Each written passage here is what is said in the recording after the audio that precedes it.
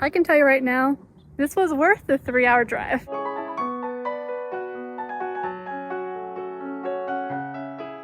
Today we're touring Fonthill Castle, which is entirely made of concrete filled with elaborate tiles and was made by a man just as unique as the home itself. This eccentric house makes even more sense when you know more about its owner.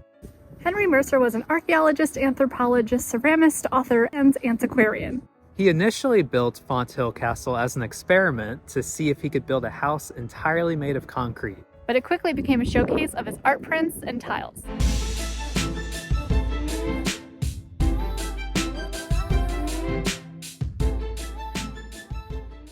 So you might be thinking, why is this castle built in a random town in Pennsylvania? That's because Henry Mercer was born in Doylestown in 1856. Of course, he had to build his castle in his hometown. The story about how this castle was built is not at all what you would expect. First, it was partially made by a horse. I'm not kidding. One horse named Lucy maneuvered a pulley rope to pull buckets of concrete to various parts of the house. All of the concrete was hand mixed, and the labor crew included Mercer and about 10 other men.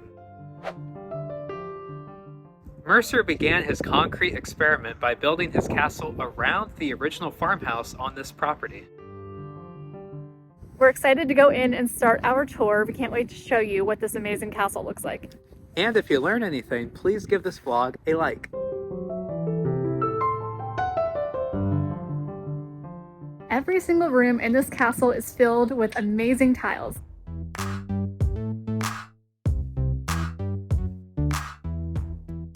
Henry Mercer made his tiles here at the Moravian Tile Works, and he also collected tiles from around the world.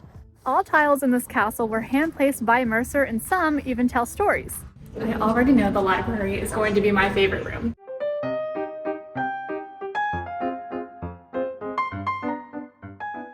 Mercer had over 6,000 books, and almost all of them are annotated personally by him.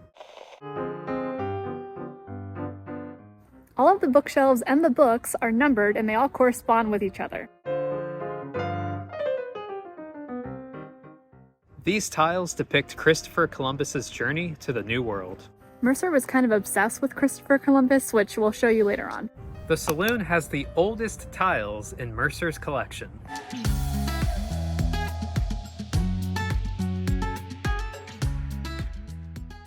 Encased in this pillar are tile receipts from a market from 2100 BC. I don't know about you, but the aesthetic of this house kind of reminds me of the movie Spy Kids. Mercer was so enthralled with Christopher Columbus that he has a whole room dedicated to him.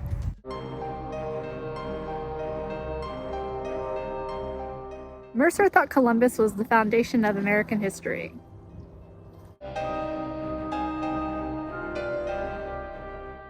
Okay, I take back what I said earlier. I still like the library. I actually really love this room. It's extremely vibrant and the tiles are incredible.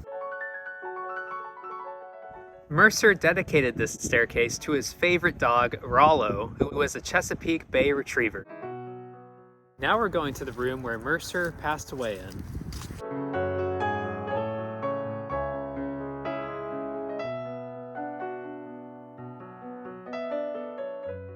Mercer kept this skull in his study as a reminder that he is mortal. Mercer requested in his will that nothing be changed, so this house is pretty much exactly as it was when he lived here.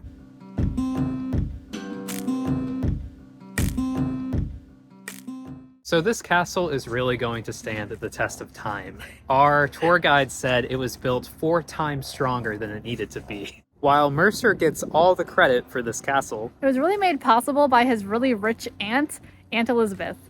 Elizabeth took Mercer to Europe, where he found his love for castles, and in her will, she gave him $5 million, and he used a lot of that money to fund his own castle. Henry's motto was plus ultra in Latin, which means more beyond, which I think is very apt because this house is more beyond anything I have ever seen, and we have toured a lot of historic homes. you will find yourself looking up many times because tile work covers the ceilings. It's really amazing, actually, just how many different tiles there are to look at in this place. What was your favorite part about this incredible castle house? Comment below. And thanks for watching. Bye. I was here at the Moravian tiles,